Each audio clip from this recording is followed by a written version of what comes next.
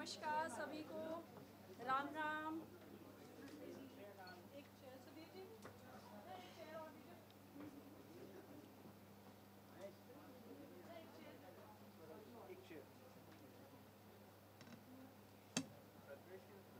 Mic देना क्या करना?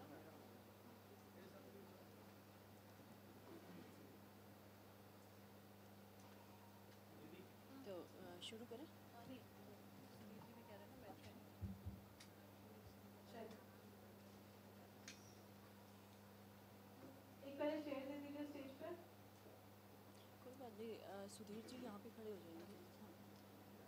So, welcome everybody. I am introducing Ms. Sonali Forward. She has had a successful stint at the Big Boss house recently, and today she's personally meeting everybody here and also sharing her journey at the Big Boss house. So I'm handing over the mic to Sonali ji. थोड़ा एक थोड़ा start करो। सभी पत्रकार साथियों को मेरी नमस्कार और राम राम।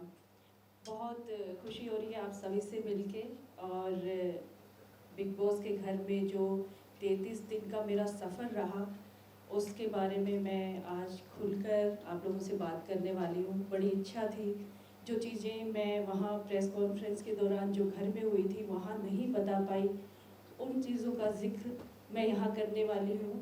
और बहुत खुल के चाहती हूँ कि आपसे बातचीत करूँ, घर के बारे में बताऊँ, कुछ अपने बारे में भी बताऊँ।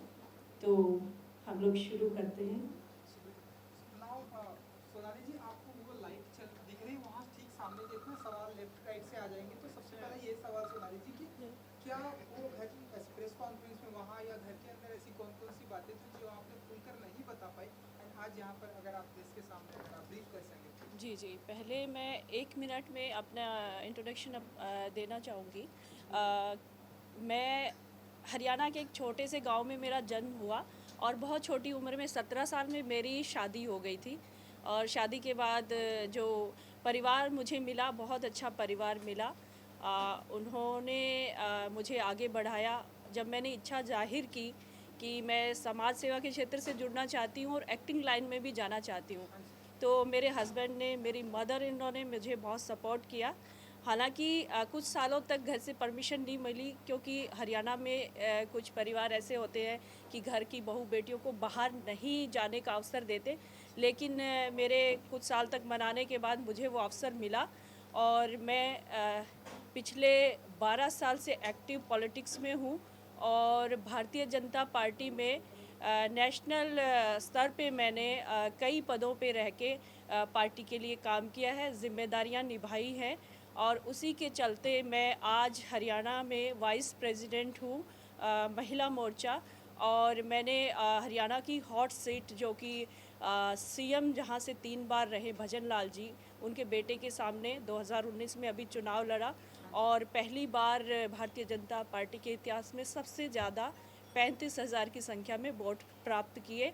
और हरियाणा में की राजनीति में गूगल पे सर्च की जाने वाली सबसे बड़ी पर्सनैलिटी पॉलिटिशियन गूगल पे मैं 2019 में रही हूँ। और उसके बाद जैसे मुझे बिग बॉस से मुझे निमंत्रण आया, तो उसके लिए मुझे यहाँ पे मैं आई भी, बड़ी खुशी के साथ आई।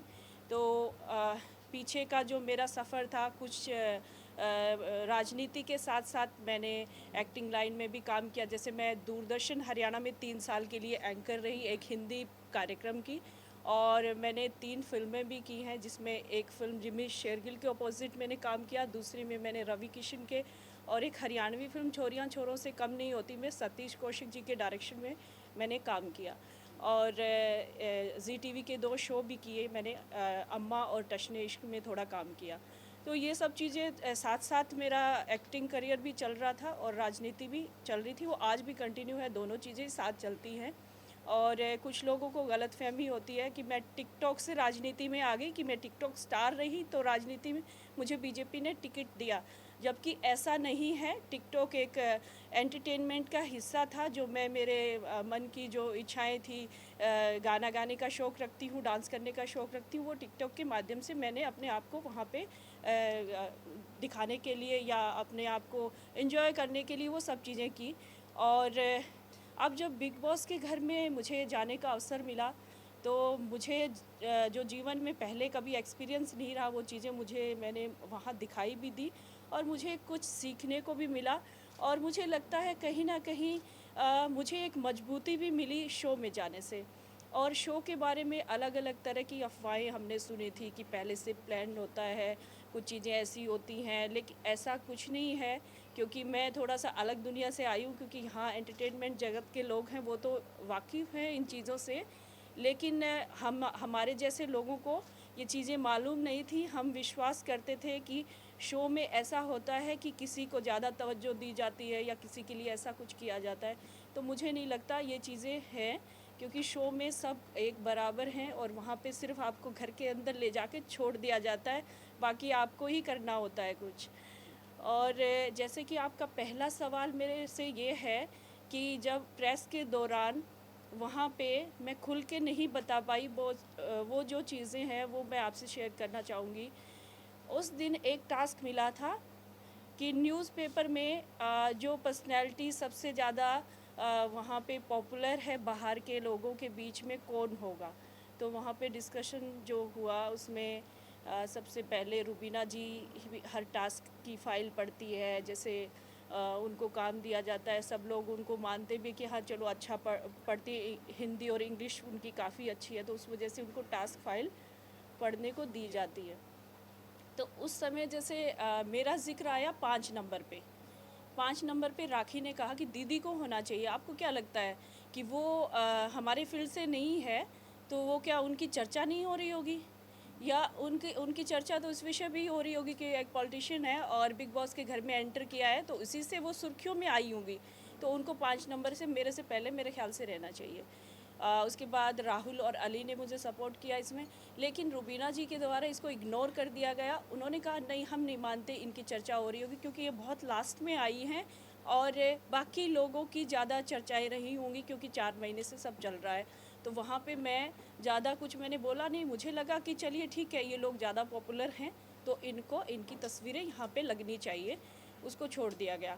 लेकिन बिग बॉस हमेशा ये कहते हैं कि टास्क को पूरा करें, वो टास्क पूरा नहीं हो पाया। लेकिन काम्या जी जब वहाँ पहुँची, पत्रकारों ने बातचीत की, उसके बाद फिर उस टास्क को पूरा करने के लिए काम्या जी ने बोला, क्योंकि बिग बॉस ने आदेश किया था कि इसको पूरा करें।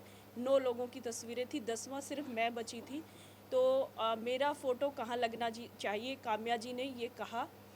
तो उसमें फिर सब लोग उठ खड़े हुए। अर्शी खान ने सिर्फ बोला कि सोनाली जी को होना चाहिए, इनमें से किसी एक जगह पे आप इनके बारे में हम अपनी राय देना चाहते हैं। लेकिन उसमें किसी की सुनी नहीं गई, क्योंकि रुबीना जी ने फिर से घुमा दिया मुद्दे को और उसको वहीं क्लोज़ कर दिया।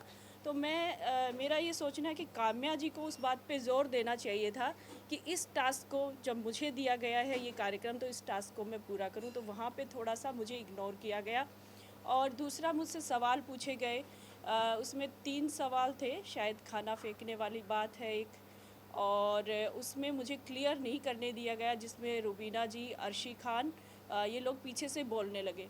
आप लोगों ने हमेशा देखा होगा, मैं जब तक शो में रही, जब 2 लोग या 3 लोग भी बोल रहे होते थे, मैंने बीच में कभी नहीं बोला, कभी भी नहीं बोला। आप शो पीछे कभी भी देख सकते हैं, जब वो लोग बोल के अपनी बात ख़त्म कर देते थे, तब मैं पूछती थी क्या मैं अपनी राय दूं या मैं अपनी राय रख सकती हूं। मैं हमेशा ये पूछती थी, क्योंकि हम लोगों ने हमेशा से ये नियम बनाए हुए हैं। हम जिस पार्टी से ताल्लुक़ रखते हैं, हमें सिखाया गया है कि हमें अपनी जो राय है वो बताने के लिए भी पूछना चाहिए कम से कम। तो मेरा ये नियम है, सिद्धांत है, तो उसको मैंने फ़ॉलो किया। तो वहाँ पे जैसे मुझे अगर बोलने का अवसर मुझे ही मिला था, तो उसमें रुबीना जी और अर्शी खान को बीच में नहीं कूदना चाहिए था। मुझे वहाँ पे मेरी बात को क्लियर नहीं करने दिया गया। जो रोटी वाला मामला था, जो डस्टबिन की बात थी, अगर आप लोग उसमें खुल के जानना चाहते हैं तो एक पॉइंट है जो मैं बताना चाहती हूँ। उसमें हुआ ऐसे कि वहाँ पे खाना जो था, हमेशा अच्छे से राशन आता, सब ठीक ठाक था। लेकिन लास्ट में कैप्टनसी का जो टास्क था उसको ख़त्म ही कर दिया गया कि कैप्टनसी के लिए अभी कोई टास्क नहीं होगा, अब खाने के लिए होगा। आपको खाना तभी मिलेगा जब आप टास्क पूरा करेंगे, नहीं तो आपको लिमिट में कुछ चीज़ें दी जाएंगी और उन्हीं में आपको गुजर बसर करना पड़ेगा। तो उसमें थोड़ा आटा रखा हुआ था सुबह के लिए भी, रात में सबके लिए एक एक रोटी बननी थी। और मैं हमेशा दाल चावल नहीं खाती थी, क्योंकि मैं जिस एरिया से आती हूँ वहाँ दाल चावल कम खाए जाते हैं, वहाँ रोटी सब्ज़ी खाई जाती है, लस्सी दूध ज़्यादा लिया जाता है।